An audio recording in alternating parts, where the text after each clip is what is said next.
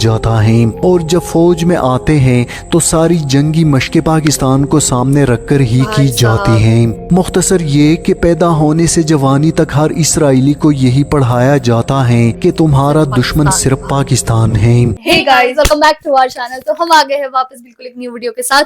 तो आज हम जिस वीडियो पे रिएक्ट करने जा रहे हैं वो है Pak army major thriller story 90 days with the enemy. तो देखते हैं कि यार क्या ऐसी स्टोरी होने वाली है पाक आर्मी की, और ऐसे 90 डेज तक की लड़ाई हुई है, 3 महीने तक की लड़ाई हुई है, क्या होने वाला है। तो हम तो उसको देखने के लिए काफी ज्यादा एक्साइटेड है। तो देखते हैं कि वीडियो कैसे होती है। तो फिर आप भी देखिए, हम भी देखते हैं। Let's start.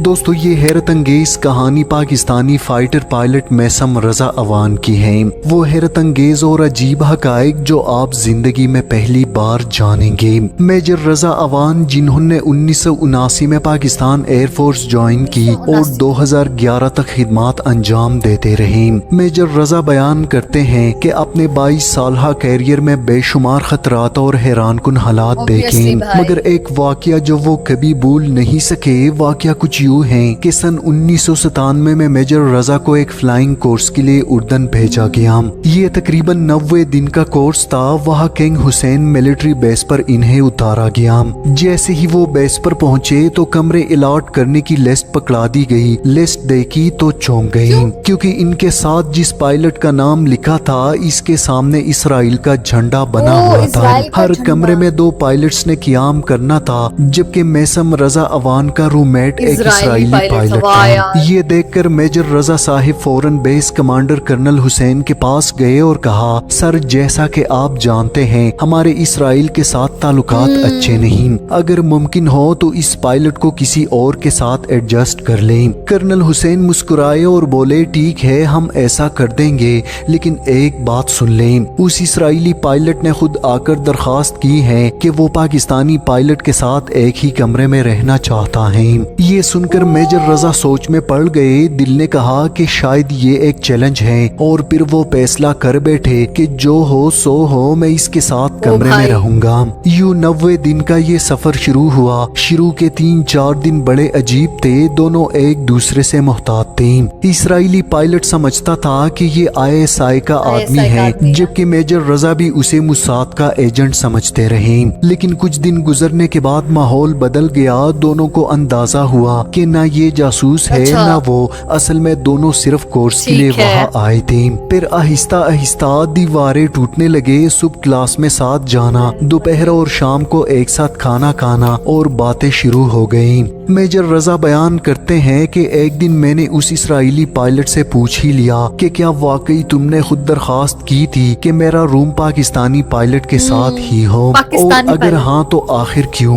रजा अवान कहते हैं, उस इसराइली पायलट ने जो जवाब दिया वो मेरी जिंदगी हमेशा के लिए बदल गया। उसने कहा, माँ के गोद से जवानी तक हमें यही पढ़ाया जाता है कि हमारा असल दुश्मन अरब नहीं, कोई और नहीं, बल्कि सिर्फ और सिर्फ पाकिस्तान है। पहली जमात से लेकर मिडिल क्लास तक हमें यही पढ़ाया जाता है कि दुश्मन पाकिस्तान है। किताबों में तुम्हारे झंडे की तस्वीर के साथ ये जुमला होता है कि दुश्मन यही है। हमें पाकिस्तान की जोग्राफिया, नहरी निजाम, फौजी ताकत सब पढ़ाया जाता है। फिर जब हम कॉलेज और यूनिवर्सिटीज में आते हैं तो पाकिस्तान को एक और खतरनाक दुश्मन के तौर पर पढ़ाया जाता है, और जब फौज में आते हैं तो सारी जंगी मशक़ें पाकिस्तान को सामने रखकर ही की जाती हैं। मुख्तसर ये कि पैदा होने से जवानी तक हर इसराइली को यही पढ़ाया जाता है कि तुम्हारा दुश्मन सिर्फ पाकिस्तान है।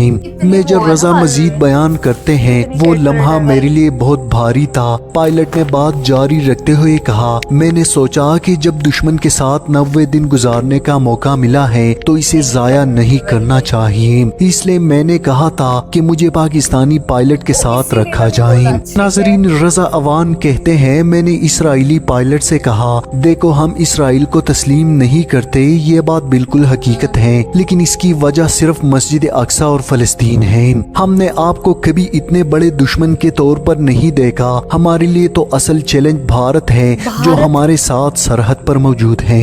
इस पर इसराइली पायलट मुस्कुराकर बोला, तुम लोग अब भी सो रहे हो। तुम्हारे लीडर्स तुम्हें असल हकीकत नहीं बता रहे, जबकि हमारे लीडर्स हमें सब कुछ बता चुके हैं। फिर वो और भी हैरान کن باتیں کرنے لگا۔ اس نے کہا پوری دنیا میں دو ہی ممالک ایسے ہیں جو مذہب کے نام پر بنے ہیں اور وہ پاکستان اور اسرائیل ہیں۔ یہ کوئی اتفاق نہیں ہے، آخری جنگ انہی دو ممالک کے درمیان ہوگی۔ اس جنگ میں آدھی دنیا اسرائیل کے ساتھ اور آدھی دنیا پاکستان کے ساتھ ہوگی۔ ناظرین، میجر رضا کہتے ہیں پہلے تو میں سوچ میں پڑا، لیکن پھر اس سے کہا شاید آپ مبالغہ آرائی سے کام لے رہے ہیں۔ اسرائیل کے پیچھے امریکہ اور یورپ ہیں، لیکن پاکستان کے ساتھ کون کھڑا ہوگا؟ اس پر اسرائیلی پائلٹ نے حیران کن جواب دیا اور کہا کیا کبھی آپ لوگوں نے غور کیا ہے تم لوگ ایک عام پینسل تک چائنا سے منگواتے ہو، ایک معمولی شارپنر تک باہر سے آتا ہے، اور دوسری طرف دنیا کے جدید ترین ٹیکنالوجی اور ایٹمی ہتھیار پاکستان کے پاس ہیں۔ یہ محض اتفاق نہیں ہو سکتا۔ ایک طرف تم چھوٹی چھوٹی چیزیں باہر سے منگواتے ہو، دوسری طرف فائٹر جیٹ بناتے ہو، ایٹمی ہتھیار رکھتے ہو۔ یہ سب یوں ہی نہیں ہوا۔ تمہیں سب کچھ تب سمجھ آئے گا جب آخری جنگ شروع ہوگی۔ اس دوران وہ دل کھول کر باتیں کرنے لگا۔ میجر رضا مزید بیان کرتے ہیں اکثر ہم کھانا کھانے یا ویسے آؤٹنگ کے لیے جب باہر جاتے تو اسرائیلی پائلٹ کا بل میں پے کرتا، اس کی چھوٹی موٹی مدد کرتا، اس کے ساتھ اچھا وقت گزارتا تاکہ وہ دل کھول کر مجھ سے دل کی ہر بات شیئر کر سکیں۔ میں اس کو ایک دشمن نہیں بلکہ دوست کی طرح ڈیل کرتا، اس لیے وہ اور زیادہ بے تکلف ہو گیا تھا۔ میجر رضا کہتے ہیں اس دن کے بعد میں صرف بائی ڈیفالٹ پاکستانی نہیں رہا، میں بائی چوائس پاکستانی بن گیا۔ ریٹائرمنٹ کے بعد چاہتا تو امریکہ یا یورپ میں جا سکتا تھا، مگر میں نے فیصلہ کیا کہ پاکستان میں ہی رہوں گا۔ میجر رضا مزید کہتے ہیں کہ اس اسرائیلی پائلٹ نے مجھے یہ بات بتا دی تھی کہ بھارت تمہارا پانی بند کرنے کی تیاریاں کر رہا ہے۔ اس اسرائیلی پائلٹ کے ساتھ 3 ماہ گزارنے کے بعد مجھے یقین ہوا کہ یہ حابیل اور کابیل کی جنگ ہے، یہ ہر حال میں ہو کر رہے گی، لیکن ہمارا دشمن ہم سے کئی سال آگے نکل چکا جبکہ ہم ابھی بھی خواب غفلت میں سو رہے ہیں۔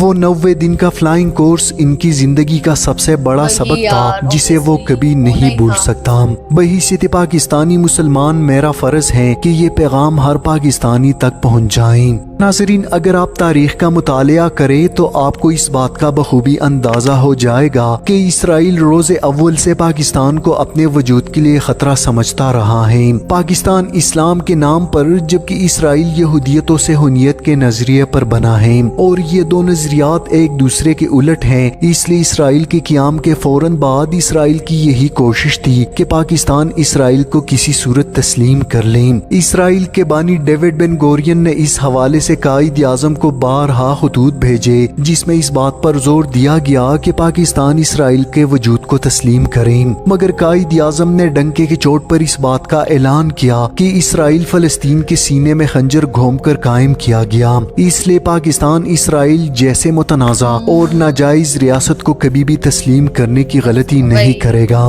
ناظرین، اس کے بعد پاکستان کے پہلے وزیر اعظم لیاقت علی خان کو بھی یہی پیشکش کی گئی اور کروڑوں ڈالرز امداد دینے کا لالچ دیا گیا، لیکن پاکستان کا موقف وہی رہا۔ پاکستان اور اسرائیل نے کبھی براہ راست جنگ نہیں لڑی، لیکن یہ دو ممالک ایک دوسرے کے نظریاتی حریف ہیں اور ان کی دشمنی قیامت تک رہے گی، کیونکہ حق اور باطل کبھی ایک ساتھ نہیں ہو سکتے اور نہ ہی ان کی دوستی ممکن ہے۔ یہ بات اسرائیل اور پاکستان دونوں جانتے ہیں، اس لیے پاکستان کا ہر دشمن اسرائیل کا دوست جبکہ اسرائیل کا ہر دشمن پاکستان کا دوست ہے۔ ماضی قریب میں انڈیا پاکستان جنگ میں اسرائیل انڈیا کے ساتھ ہر میدان میں کھڑا رہا۔ ان کی یہی کوشش ہے کہ پاکستان کو اندرونی اور بیرونی طور پر کمزور کیا جا سکے۔ ناظرین، بلوچستان اور خیبر پختونخوا میں دہشت گردی اور سنی شیعہ فسادات پاکستان کے خلاف بدترین سازش کا حصہ ہیں، مگر بدقسمتی سے اکثر پاکستانی اسے ڈالری جنگ کا نام دیتے ہیں۔ حقیقت یہ ہے کہ یہ ڈالری جنگ نہیں بلکہ پاکستان کی دفاع کی جنگ ہے۔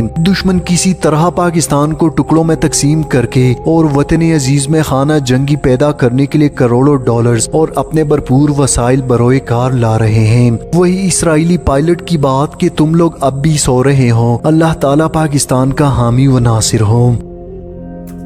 यार लिटरली इस वीडियो को देखकर ना बहुत शॉक हुए हम लोग कि कैसे वो दोनों इजरायली पायलट और पाकिस्तानी पायलट साथ रहते, और जब वो भी 90 डेज के लिए। वही, और जब उनसे पूछा गया कि आप क्यों रहना चाहते थे तो उन्होंने बोला कि हम लोग मतलब कि बताना चाहते थे कि लाइक कैसा लगता है, क्योंकि हमारे तो बचपन से यही सिखाया जाता है कि पाकिस्तान हेट्रेड मतलब बनाई जाती है वो पाकिस्तान के रिलेटेड। वही, तो उन्होंने चाहते थे उस चीज को एक्सपीरियंस करना कि कैसा लगता है, लेकिन उनका जो एक्सपीरियंस था वो बिल्कुल ही अलग था। फिर उन्होंने वो भी बोला कि कैसे इंडिया है वो चाहता है पाकिस्तान का पानी बंद करे, और वो चीज हुई भी।